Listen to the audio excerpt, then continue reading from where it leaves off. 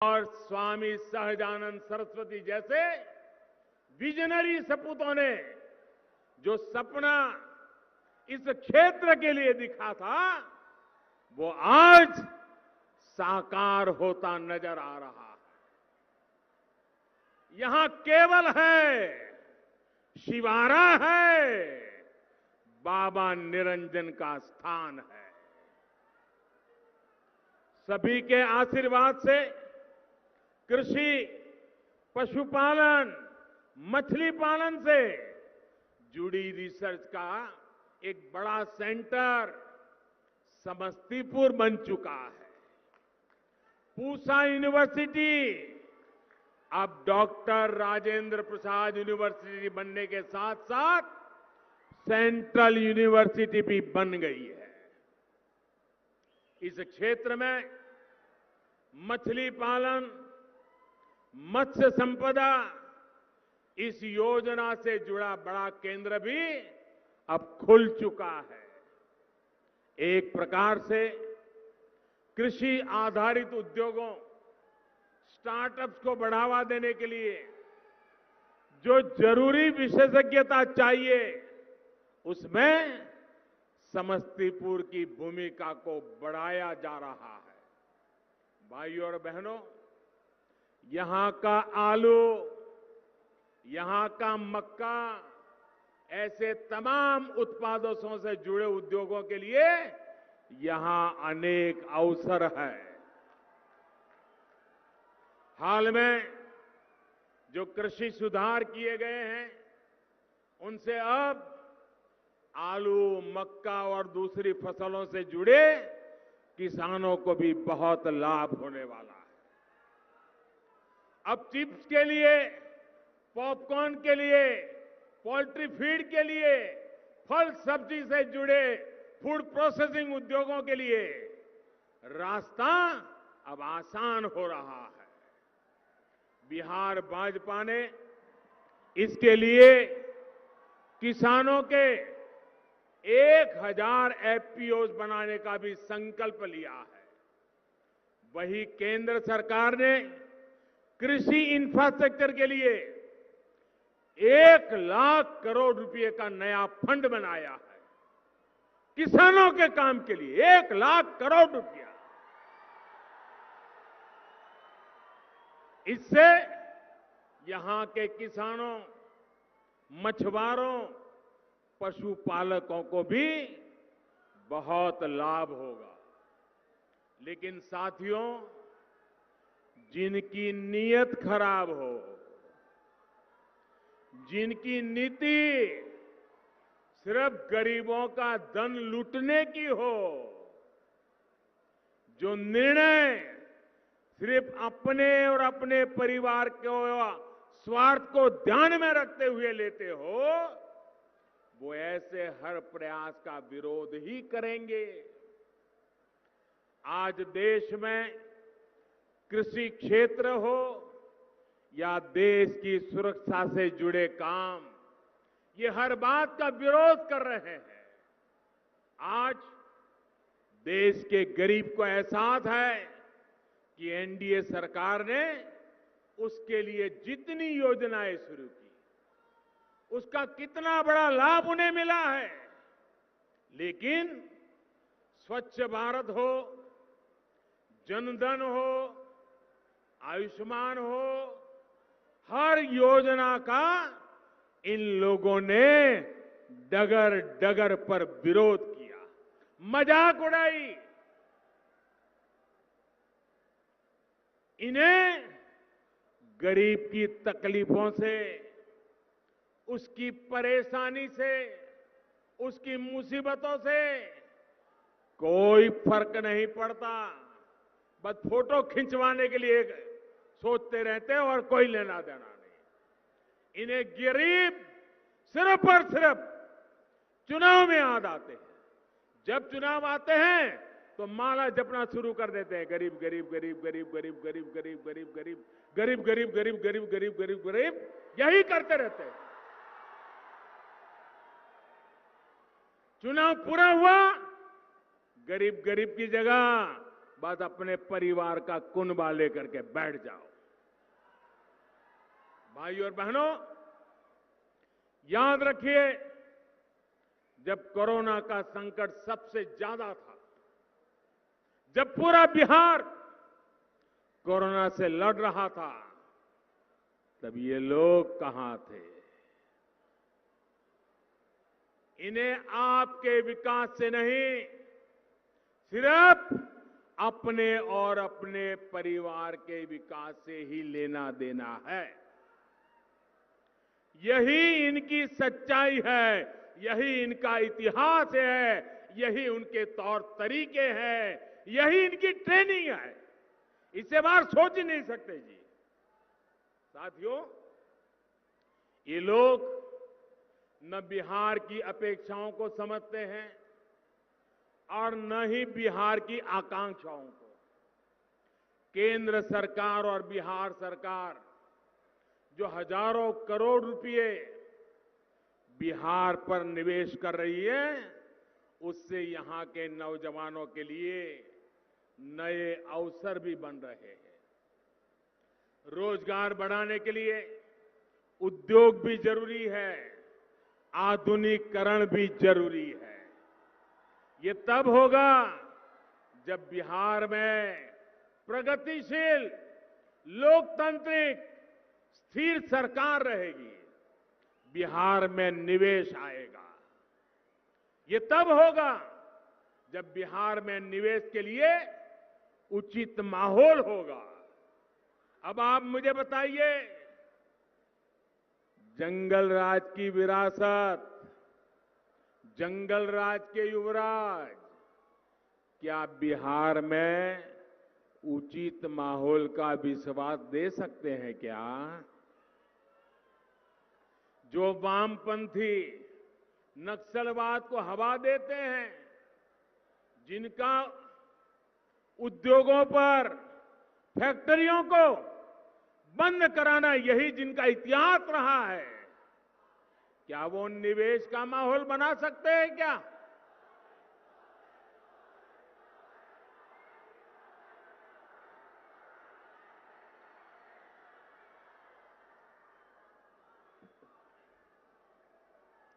साथियों, जननायक कर्पूरी ठाकुर जी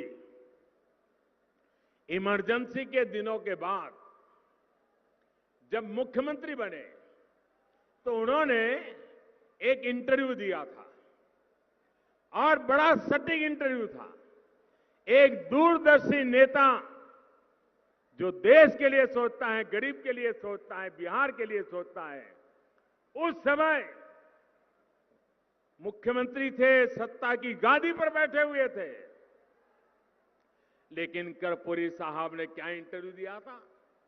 इंटरव्यू में कर्पूरी ठाकुर ने कहा था, सत्ता के आसपास अवसरवादियों को शरण या तरजीह, अवसरवादियों को शरण या तरजीह बिल्कुल नहीं मिलनी चाहिए, वरना वो मुझे नहीं तो मेरे बेटे या संबंधियों को भ्रष्ट करेंगे।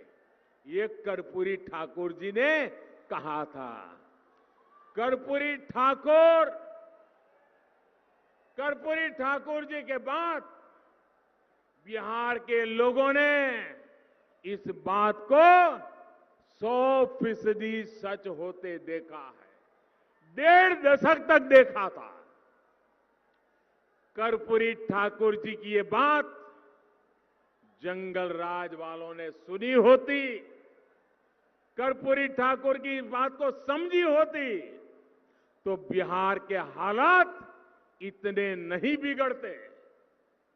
जंगल राज वालों ने बिहार में भ्रष्टाचार को हर मंत्रालय, हर विभाग, हर जगह परिवार को भी पहुंचाया, पाप को भी पहुंचाया, भ्रष्टाचार को भी पहुंचाया है। भाइयों और बहनों, यहां इस सभा में बेगूसराय के काफी लोग भी जुड़े हुए हैं।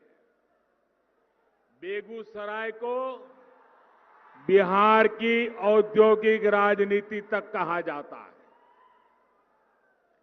बिहार के पहले मुख्यमंत्री श्री बाबू ने कितने बड़े सपनों के साथ यहां काम किया था, लेकिन जंगल राज, अराजकता और नक्सली मानसिकता वालों ने बिहार को क्या दिया। बरौनी का खाद कारखाना ये अपने आप बंद नहीं हुआ था, ये उनकी गलत नीतियों के कारण बंद हुआ था, जो आज बड़ी बड़ी बातें कर करके लोभ लुभावनी चर्चाएं करते हैं। आज आपके आशीर्वाद से बरौनी के खाद कारखाने को भी नया जीवन मिल रहा है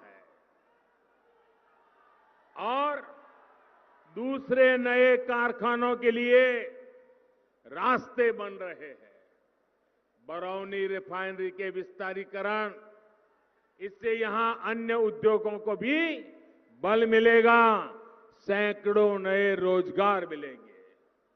भाइयों और बहनों, विकास के ये सारे काम इसलिए हो पा रहे हैं क्योंकि एनडीए सरकार ने इस क्षेत्र को सबसे बड़ी गैस पाइपलाइन से भी जोड़ दिया है।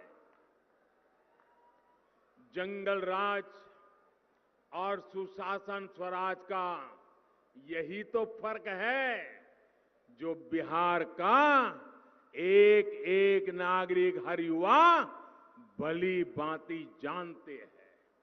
इसलिए वो बिहार को फिर बीमार नहीं पड़ने देंगे। एनडीए यानी भाजपा, जेडीयू, हम पार्टी, वीआईपी पार्टी के सभी उम्मीदवारों को पड़ा आपका हर वोट बिहार को फिर बीमार होने से बचाएगा।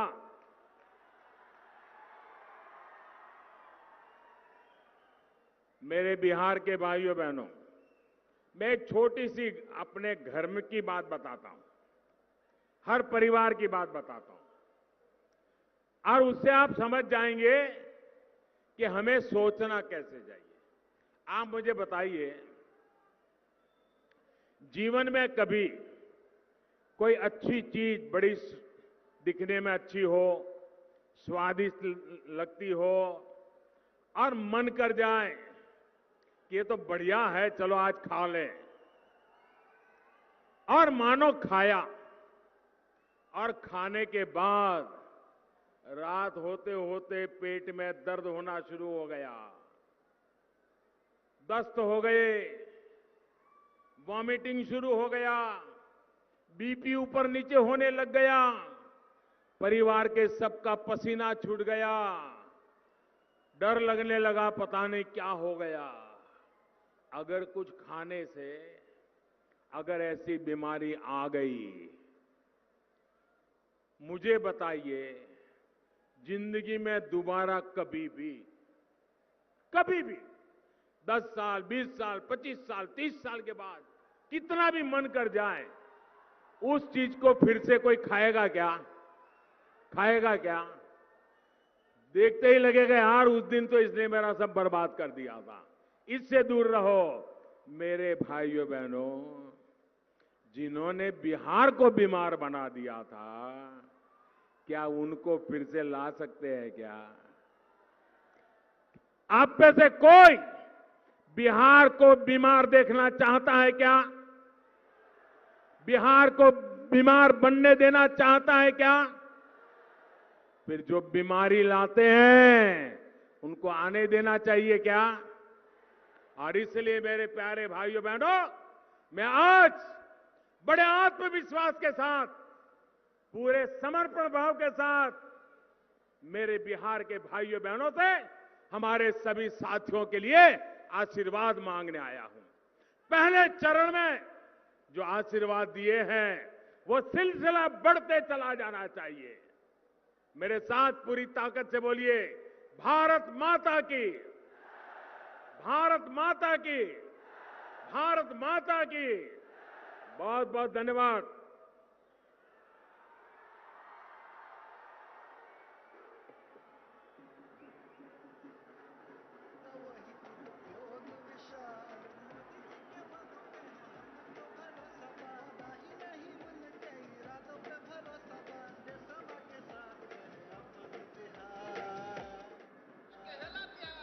भाजपा है तो भरोसा है, भाजपा है तो भरोसा है, भाजपा है तो भरोसा है, भाजपा है तो भरोसा है, भरोसा भरोसा भरोसा। मोदी जी की योजना से पाए हैं मकान, सब बेटियां उड़ाती हैं फाइटर विमान। अब बिजली दिलाई वही रोजगार लाएगा, खेती में तरक्की बार बार लेके आएगा।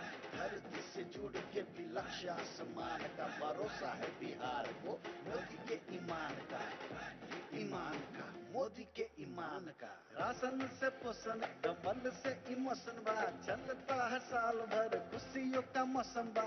मोदी जी के वादों पे है हमको भरोसा बा, ही नहीं उनके इरादों पे भरोसा बा। देशवा के साथ माननीय प्रधानमंत्री जी को